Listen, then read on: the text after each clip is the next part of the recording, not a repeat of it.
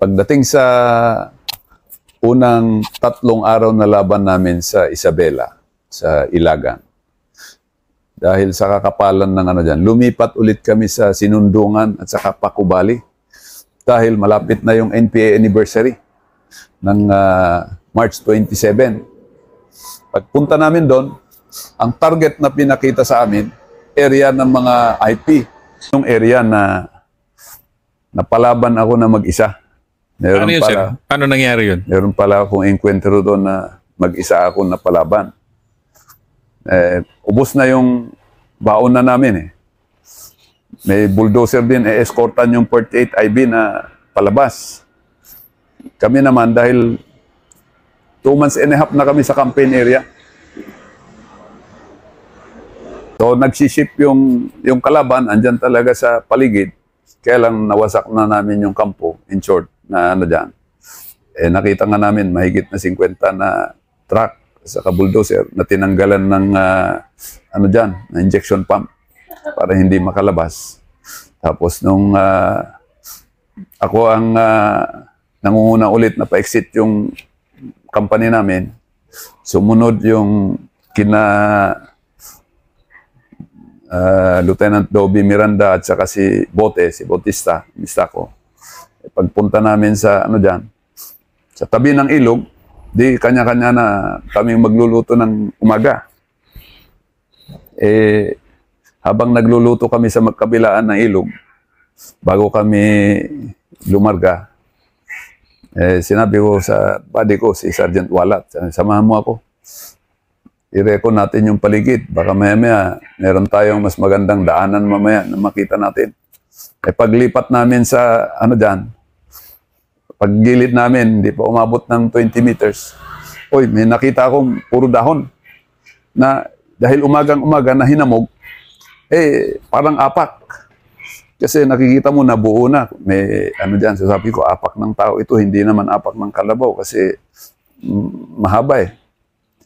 Sinusundan namin ni Walat. Pagdating namin sa ano dyan, tinumbok niya nga, may trail pala doon sa paligid ng aming temporary rest, paglulutuan. Sinundan namin ngayon na 2. Paakyat kami, umaakyat. Mabot kami ng mga more than 200 meters. May nakita kami na tao na yung panghuli na tao nila. Na may nakasabit na kaldero sa likod. Tail scout na talaga nila, sir. Oo, tail scout. At saka natalian na nakasako rin na ang tali na, uy, nakita ko. Ako, kalaban na ito. Pagka, ano namin, yung pala, pagdating doon sa ano dyan, ito yung mga lag-over area na, buho na lang. So, masisitro mo yung ano dyan. Pagtingin namin, may tao pala doon sa ano dyan na yung tail scout, so bumaba, nag-ano na kami. Nag-cover na kami 2.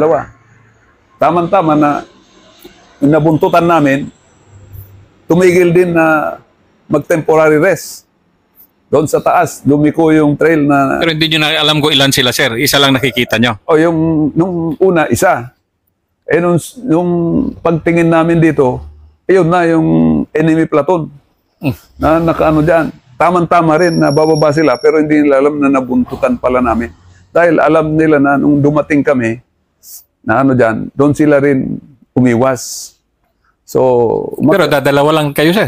Oo, dadalawa kami na bumuntot kasi nagluluto na yung kasama namin, nag-perimeter na security yung iba. Kami naman, nagre-recon kami, baka meron kami mas magandang daanan sa pagkatapos namin dahil pupunta kami sa Cagayan na sa Lasam So, para ano dyan, pagtingin ko ngayon, nakita yung kabady ko ngayon, ninervyos na. Sir, madami sila.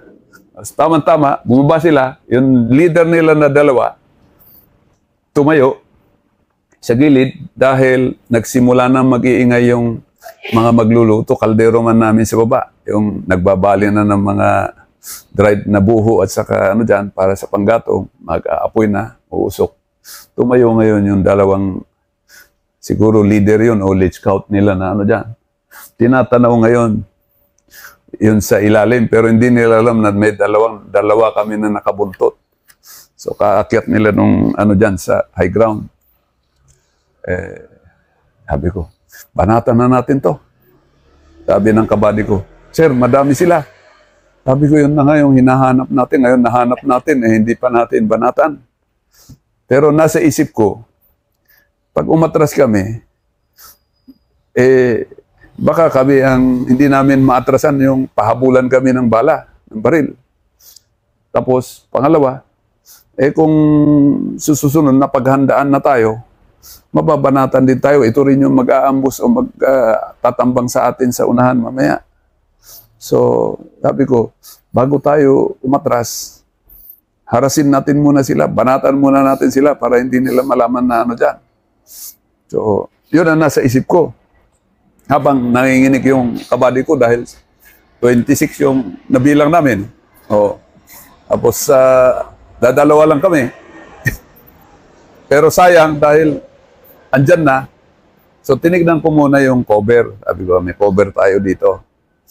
Banatan natin at ma-engage kaysa yung sila ang bumanat. Kasi kung bumanat sila sa taas, pwedeng may matamaan sa amin sa ilalim dahil mga 250 meters ang distance, aerial distance. So, kaya nang abutin ng ano sa kabila, mga 300 meters kabilang ilog, mga 300 to 350 meters, maabot pa rin ng Garan o di kay M14 yun.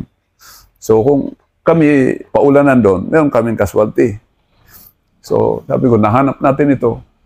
Bulabugin na natin. Mahirap din umatras na tumakbo kasi hindi natin matakbuhan kung bigla na tayong paulanan. Pero 2 versus 26, So, dalawa. so, panatan na natin. Then, saka na tayo pumunta sa baba, sa unit natin. So, yung nakatayo ngayon, nakalaban, patingin-tingin na ganyan, in-automatic ko na yung M14 ko. Kasi yung M14 ko na-convert Di ba semi sana yan? Oo, sir. Pero may mga ano dyan na ginagawa nilang automatic. So, in-automatic ko na. Di, nakita ko yung dalawa na tumayo para 1 bullet, 1 kill sana. O di kahit na ano dyan, at least i-focus ko. Pag tagos-tagos sa isa, matatamaan yung isa. So, nag-adjust ako para yung dalawang tao magka-align din yung kalaban. Pag ano ko dyan, banatan natin. Siya sana ang babanat dito sa, mangharas dito sa naglilinis yan. Kasi pagbaba nila, nag-iwan ng bakpak agad.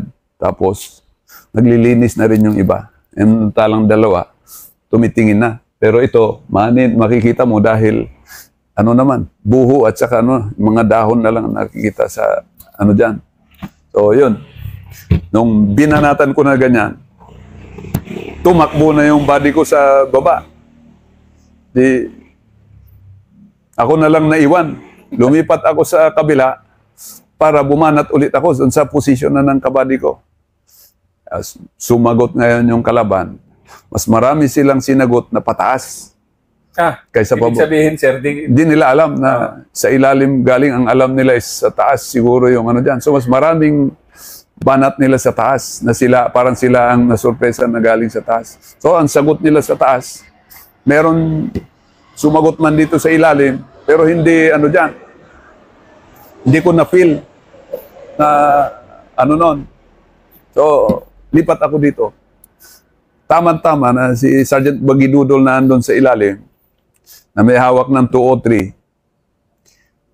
Bumanat na siya ng 203 na pang fire support dahil nakarating na yung body ko doon sa kanila na napalaban kami na ano dyan. Sabihin, iniwan kayo ng body ko. Niwan na ako, pumunta doon sa baba. Tapos, nalaman ng section leader namin, si Sergeant Bagasaw, nagpahabol siya ngayon ng 203. Dumating yung 203, tumama doon sa posisyon ko dati. Dahil naglipat ako sa posisyon ng tumakbo ng kabady ko. Ang pagtama niya doon ko naisip ngayon, alam ng kalaban, bakit ako grinanada doon sa unang posisyon ko? So, sumisilip ako ngayon. Sabi ko, kailangan ng kung meron masilip ako, saka na ako bumaril kasi nasa ilalim ako ano dyan, gigilid ako dito. Dahil alam na nila pala yung posisyon ko. Yung pala, fire support pala na galing sa section namin yon. Kaya bumanat doon, pero kinabahan ako doon. Bakit alam na alam niya yung position ko? At buti na lang nakalipat ako dito sa kabila. 15 minutes na yan na putukan ng kalaban. Hindi na ako nagpaputok na dahil wala na akong clear na makita na except yung dating dalawa na bumagsak. So, ibig sabihin, sir, hindi never nilang nalaman na ano? Oo, hindi nila alam dahil na-sorpresa sila. Ang karamihan na putok na sa taas. Kasi na-alerto naman si Lieutenant Toby Miranda dahil siya yung ST namin, pinapapwesto niya ngayon yung 57RR. Pero hindi niya alam kung saan yung babanatan. Ang alam nila, wala na, si Yogin. Baka naipit na yan. Dahil nung dumating doon, ako yung nawawala. Dahil tumakbo yung body ko na nag-report doon. Hindi ako pwedeng, yung kalaban, after 15 minutes na putok sa all around, di na nila alam na iisa lang ako doon. Nag-withdraw na sila. Pag-withdraw na nila, hindi na ako pwedeng mag-search dahil violation ng SOP. Mag-search ako ng mag-isa. Kung mabanatan ako, di walang magre-recover ng baril ko. So, pag-withdraw nila, dahan-dahan ako nag-withdraw na rin na bumaba. Pagbaba ko doon, magagalit sana ako. Kaya lang masaya ako dahil napa-withdraw ko yung marami. Kaya ako na lang na mag-isa. So akala nila napaligiran ko sila. Mag-isa pala ako. Dating ko doon, pagalitan ko sana yung ano dyan. Pasalamat ka, hindi ako nadaplisan. Kung nadaplisan ako, babarilin kita dahil inabandon mo ako eh. So, anyway, mag-search tayo. So umakyat kami. I-report namin sa S3. Binanatan na nila yung withdrawal area. Tapos umakyat kami. Yun, nakakuha kami ng mahigit na 20 na backpack. May typewriter, meron na pistol, meron ng M14 na yung upper, yung barrel. Yeah, sir. Oh. Tapos yung stock, meron bolt, may M16 din na upper receiver. Dahil yun yung mga naglilinis, kaya tinakbo na nila. Naiwan na lang yung mga, yun na lang naiwan. Tapos binanatan ni Lieutenant Miranda yung withdrawal area para makasuporta doon sa search namin. So yun. Kala ng kalaban, napaligiran ko na sila, hindi lang mag-iisa pala ako. The legend. Oo. Pero sa akin, buti ginawa ko yun. Kasi kung hindi ko ginawa at inunahan kaming ginisa sa baba, meron matatamaan sa amin. Dahil andun kami sa magkabilaan na ng walang cover, na gilid ng ilog eh. Sila ang unahan. Dahil doon sa na-tracking ko nga nabasa, siyempre, kami na nag-hunting, alam namin kung paanang usa, maliit, kalabaw, parang bilog. Ito, mahaba. So, nung tinignan ko ng consistent na nakaganyan, na naapakan yung mga dahon na hamog, kaya nabubuo yung hamog pag kami na-disturb o naapakan, ayun na, nag-lead doon sa, trail pala doon na kawiwid doon ng kalaban na iniwanan yung inabutan namin na lugar na kinakainan namin. So, na-save yung dyan, wala man kaming nakuha na buo na baril. Pero sa akin, sabi ko, tama yung ginawa ko doon. Kasi kung hindi naharas yung kalaban, kami ang receiving end ng Maaari, sir. Pabalik sila. Oo, yung kayo. Kahit na hindi nga, dyan, binanatan nila kami kaagad doon. Meron ng mawuwunded doon. Baka meron pang tumalon sa ilog dahil sa wala ng kuberan eh. Oh. Tapos, yung surprise, pagka na-surprise pala ang kalaban, kahit tayo, pag na-surprise din, di natin nakalain na mag-isa pala yung nagsusurprise. Kaya tuwang-tuwa ka, kung ikaw nakasurprise, importante nga lang sa atin, alam mo yung bakasimot mo at saka yung cover mo. Yeah, sir. Kasi kung wala, mahagip ka rin doon sa bigla ng fire, all around na fire na ginawa nila. So, yun ang dyan, di ko makalimutan yun na sabi nila, nag-one-man army ako, pero tumakbo yung, sinunod na indigenous people, matatawag sila ng mga itneg. Itneg. At ang area ay na-consolidated na kampunan ng Northern Luzon Commission. At yun ngayon, dahil may 5 logging companies na hinostage ang mahigit na 50 na truck at saka bulldozer dahil sa maganda yung ng logging area na yon. Yung NPA naman kinonsolidate dahil main camp nila at saka hinihingan nila ng mas malaking pondo yung mga logging companies. So yung logging companies naman, kung hindi dahil sa sobra ng hiningi ng dyan at itutuloy sana nila, di maubos na nila yung kahoy dyan sa area ng mga itneg na dyan at saka kinonsolidate na ng NPA. So basically, yun yung sitwasyon na umabot sa government na pasukin yung area. Merong aerial photo ng villages to na pinakita na yun ang papasukin at bobombahin ng government bago namin pasukin sana. Ako, nung pinakita sa akin at bobombahin, naisip ko, sabi ko, kung bobombahin ito, baka naman mga kababayan ko, pareho ko ng mga native o yung mga IP ang mga ito. So, magiging kami, para kaming magiging dispensable na lang sa government. Kitang-kita na yung mga bahay, magkakadikit na dyan, na tabi ng ilog na may malapad na may mga bukid sa mga paligid niya. Anyway, since isinama nila ako sa planning, ako yung sinabihan nila na mag-lead ng platoon na pumasok doon sa area. So yun yung dyan na nag-move ang Mountain Battalion na siya ng spearhead. Kabady namin yung mga 48 IB, mga 5 infantry battalion ng 5th Division. Division operation po yun. At yun, tamang-tama sa NPA anniversary ng March 27 to 30. So, move na kami doon. Alam namin, yung area na yan, mayaman sa logging, mayaman din sa mga mga baboy damo at saka usa. So, bago kami pumunta, binomba muna yung lugar sa 3 araw na kaming naglalakad bago kami umabot doon. Ang pinaano ko naman, umakyat kami sa Lineng, doon sa mataas na bundok ulit. Kasi ayoko na malamangan na dumaan ka sa ilog at maabangan. So, taas na bundok.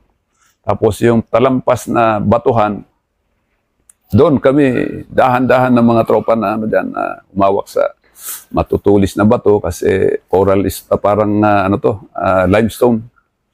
Kasi sir, pero positive sir yung location. Pinpointed talaga yung location sir o ano pa rin sir talagang? Pinpointed na yung location.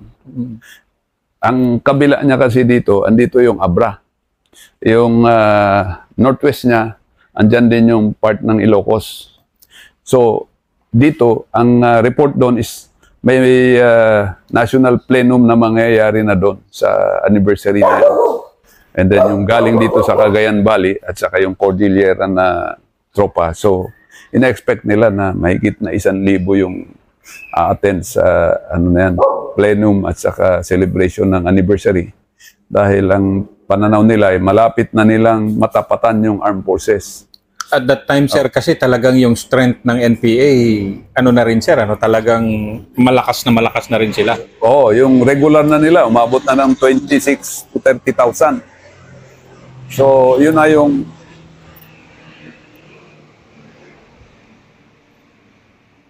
previous na mga dyan na sunod-sunod na overrun, yung hospital nga natin na pupuno ng mga casualty, indicator na talagang malapit na. So, kung sa kanila, malapit na ang victory o asidigan tibaligin kung nadagi Ilocano, malapit na ang tagumpay. So yung plenum na nila yan, importante sa atin kung ma-disrupt ng gobyerno at nalaman yung lugar na yan. So yun, binato na kami mag-spearhead doon, division operation. So 5 na infantry battalion na sa paligid, 5 din na laging companies ang nag-ooperate sa lugar. Katunay na makapagsabi na talagang yung lugar. Then area din ito ng mga itneg. So nung pumasok kami sa gilid ng trail na dinadaanan namin, meron kaming makita na bungo na yung parang nalusen na naihukay sa tabi. May bungo at saka buto na lang kami makita along the way. Dahil nung kinonsolidate nila yan, yung mga civilian na suspect nila sa paligid, ay nililibing na nila nililibing. Yung mga villages din na walang sumampa sa member ng pamilya na nag-armado, pinapalayas na nila. So, inabandon ngayon ng mga IP yung mga itneg, yung mga farm at saka yung rice field nila dahil nagiging main camp at saka guerrilla base talaga, NPA base. Lahat ng farm na andon, communal farm na tinatawag, ay pag-aari ng partido at dyan.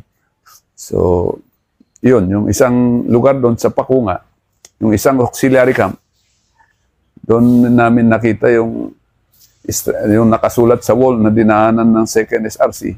Alala ko doon na-wounded si Master Pait at inatras ng tropa. Hindi nila nakayanan na umabante dahil umabante sila, main camp pala yan. So, every time na may attempt, sinosurround sila. Hinatid sila hanggang tumawid sa Sinundungan River na pinapollow up at ini-snipe ng mga NPA sila. Pero dahil sa samahan ng Ranger, yung tropa natin, hindi nila iniwanan si Master Pait. Kaya doon, nagiging legend din si Master Pait at saka yung mga tropas sa isang labanan, indicating na talagang pinasok nila. Hindi sila makapasok sa loob.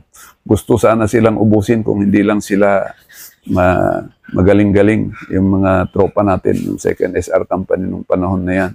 So yung 87 na yan, di ko makalimutan dahil nung division na, hindi kaya ng mga company o ng batalyon, kami naman na in-import, kami na yung pinasaksak. So, nirecommend ko ulit na di bali na yung mahirap na terrain. Doon ako sa most unexpected na alam nila na hindi dadaanan ng ordinary ng sundalo. So, bilang lumaki sa countryside, ako yung gustong-gusto ko yun dahil sabi ko, makakasurprise ako kaysa yung harapin mo sila ng bibigyan mo sila ng maayos na laban, pwede ka namang mag-maneuver sa ganun na hindi nila akalain na na terrain na batuhan na pwedeng dumaan pala ang isang company ng Ranger. So ang kabady ko dito si Lieutenant Pahe. Tigi-isang section kami na dumaan doon. Sina Lieutenant Dabalan, naka-heliborne sila sa kabilang bundok. Kami naman, yun, dinahak namin yung batuhan na yan. Yung pagbaba nga namin sa ilalim, yung mga combat boots namin, yung tahi na, yung below standard na mga combat boots na tulad ng Chirmoso, Boston, na yung tahi niya nasa labas at saka yung pako-pako. Pagbaba namin, paapaan na yung iba.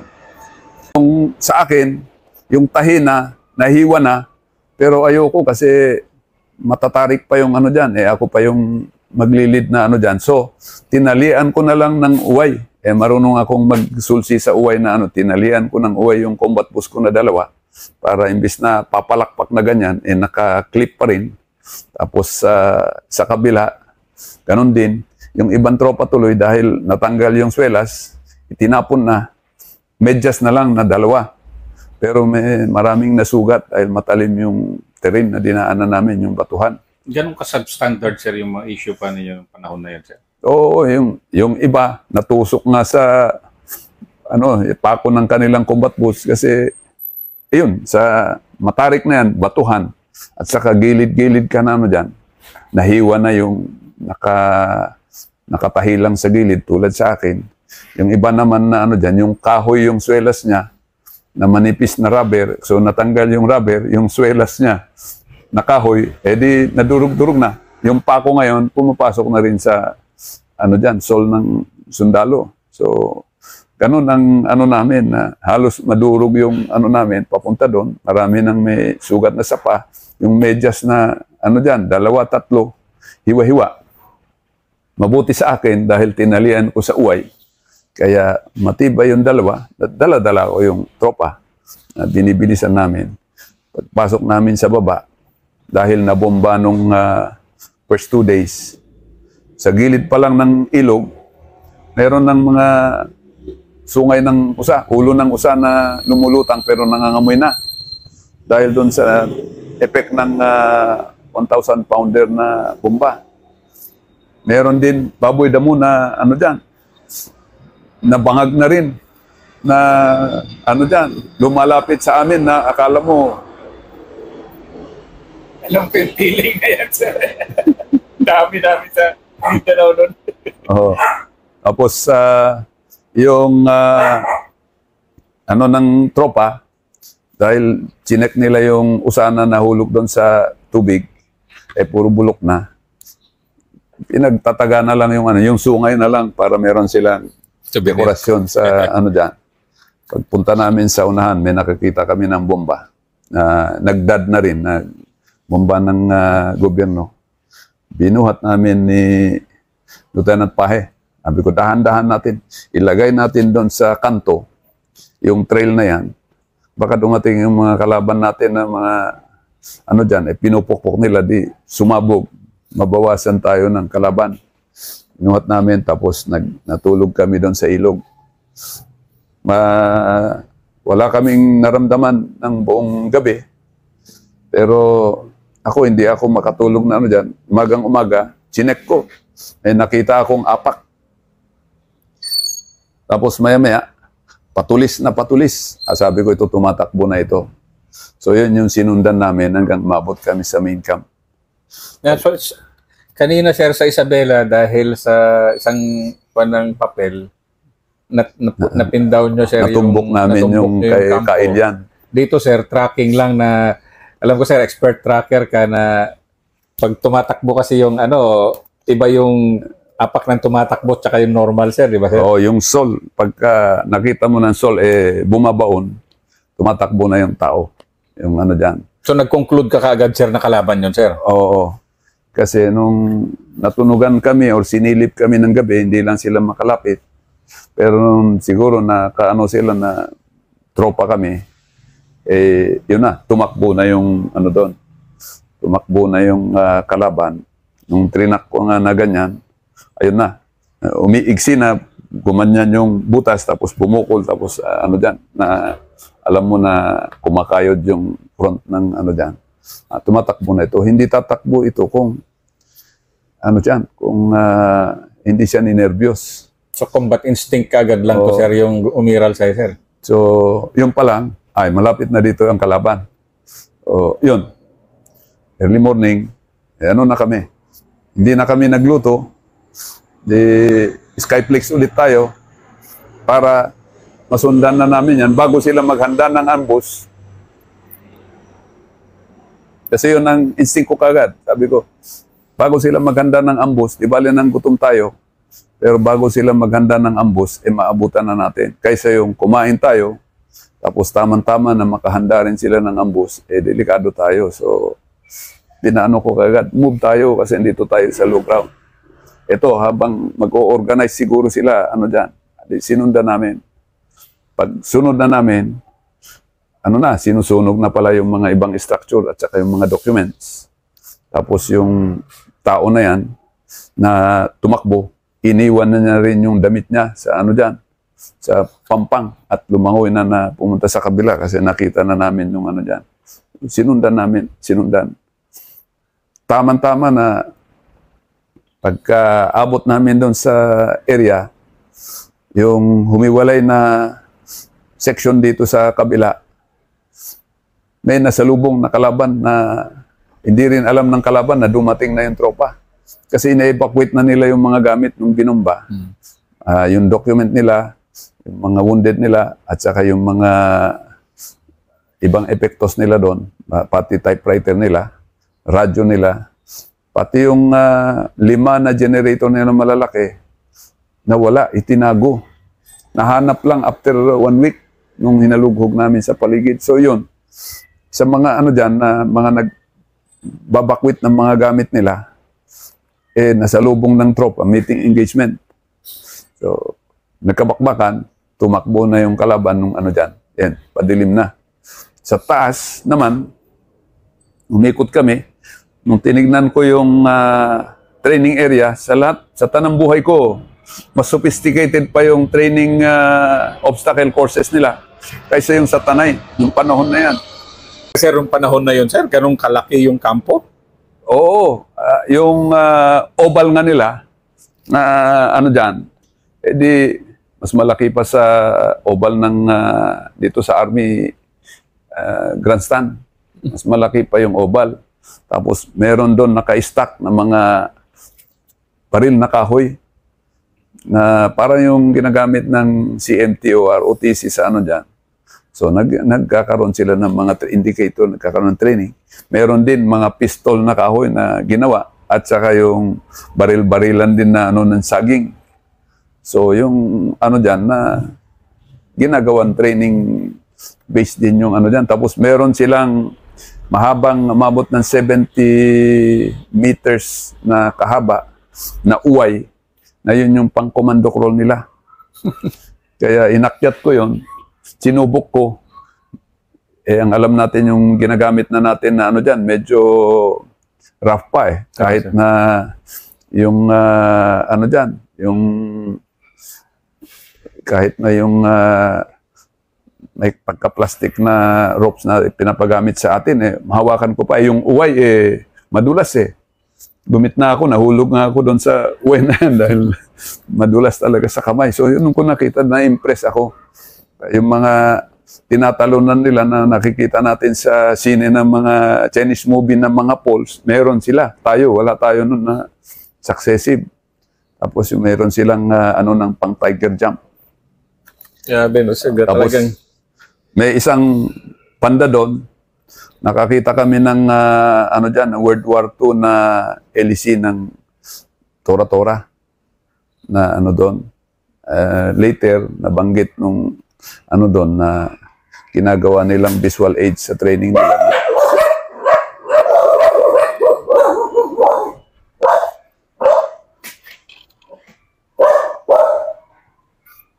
Ginagawa nilang training aid yung World War II na palik-palik ng Tora-Tora at sinasabing yan daw ang ano dyan, nakalakas sila na papabagsak nila yung eroplano ng gobyerno.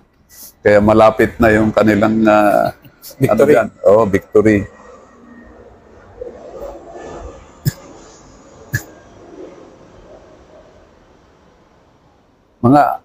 mga 4 ang engkwentro namin doon sa paligid. Ang isa sa hindi ko makalimutan doon sa taas, nagkataon, yung aming outpost, naglilinis yung magkabady, yung isa, naglilinis na yung machine gun. Yung isa nagbabantay, dahil sa ano dyan, nainganyo sa paglilinis ng ano dyan, mantel na rin yung baril niya at punasan niya rin ng oil. Tama-tama na may NPA na dumating na ano dyan. Dahil ang akala nila, kampo pa rin nila yon at mag-evacuate sila, hindi nila alam na andun na kami. Ito si Kabawatan, si Corporal Kabawatan, nakita niya dahil siya nakakalas din, nagtago na lang sa likod at ipamalo na lang ng upper receiver ng baril niya kasi hindi niya na ma-assemble eh. Yung nag-disassemble ng machine gun, nag-cover na lang. Buti na lang, pagbaba ng dalawa, may tropa tayo na malayo na nasinyasan na ano dyan.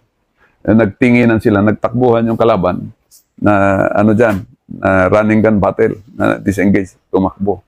Yun yung ano namin, na muntik kami makaswalty dahil doon sa ano dyan, na naglilinis, yung isa nainggan nyo, De pareho sila, nung dumating na, gagawin na lang, pamalo na lang yung upper receiver na F-16. Layo sila, pero alam na namin na sa paligid na yan, ay nung hinalughog na namin yan, grabe yung ano dyan, mas malaki pa sa divisional camp. Tapos yung structure nila, yung headquarters, may ground floor. Kasi yung binuldos nila dito sa magkabilaan para matabunan, yung ground floor, yun yung radio room area. Yung dumaan yung F5 na nagbumanat ng masinggan doon, nabutas yung bubong, nabutas yung ano dyan. Pero in-evacuate nila yung mga gamit.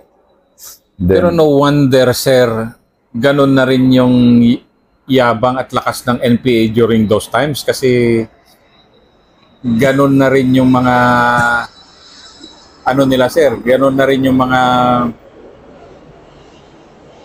yung power, may sense of power na sila, sir, during that time. Yung NPAs because oo. Divisional size nga yung pag-estimate ko sa ano dyan. Sabi ko, divisional size na ito. Kaya, tapos magaling pa silang mga guerrillas. So, diado yung tropa. Tayo naman, paatras ng paatras nga paloob sa city, ayon doon sa kanilang doctrine na from the countryside to the cities. So, doon lang sila nabigla dahil bakit biglang ano doon. Pero ang ginawa nilang alas na pang leading ano dyan, yung Ranger Battalion na yun, yung sa atin na galing sa Davao, na halos malagas-lagasan na. Pagdating dito, siya pa rin ang inasahan dyan para lang i-clean up yan. So anong learning mo doon, sir? Yung Sinundungan Taco Valley experience niyo, sir? May hindi pala ganun katindi yung giyera, pero na-realize niyo ba doon, sir, noon na at that encounter alam niyo, sir, na nasa peak na rin yung NPA ng ano? Oo. Kung sa amin, nakikita mo, nararamdaman ng mga ano dyan, na nenervyusin ka na pagka dumating ka na doon. Buti na lang, napasukan pala at saka na unahan sila. Sa portion na yan, kung hindi nabuwag yun, totoo na malapit ang tagumpay, malapit ang victory ng ano nun, yung kalaban na yun. Yun nga lang, kami ulit yung leading unit na naman doon sa area.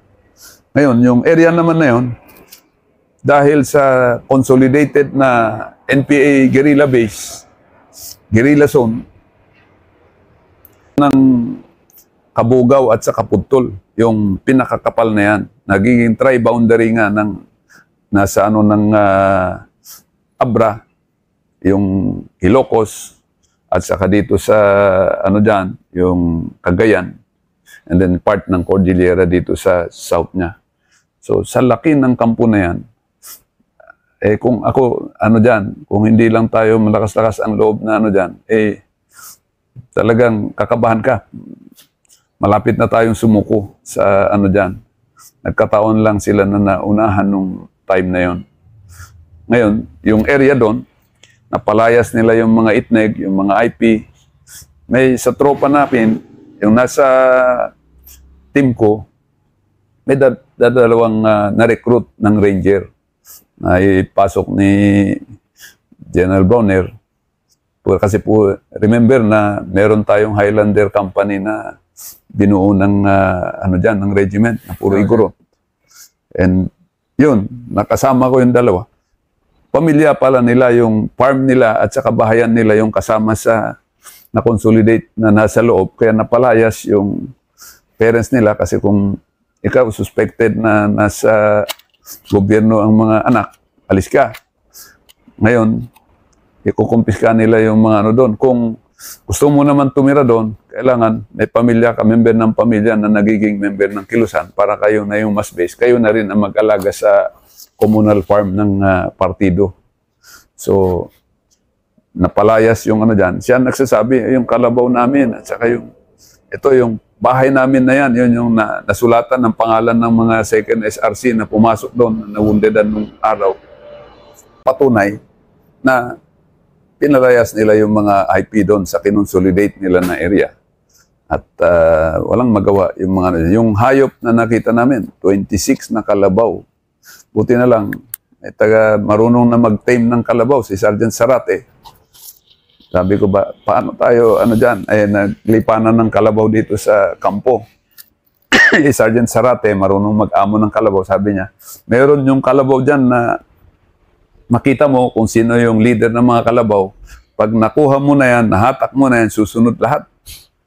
So maghapon, umaga, na amo niya yung, nahanap niya yung leader ng kalabaw. Tapos pakain niya ng asin, nahimas-himas niya, maya-maya nasakyan niya. Dumaan na ngayon doon sa ano nang kampuhan na namin na tropa kasama yung 48. Sunod-sunuran yung mabilang namin na 26 na kalabaw.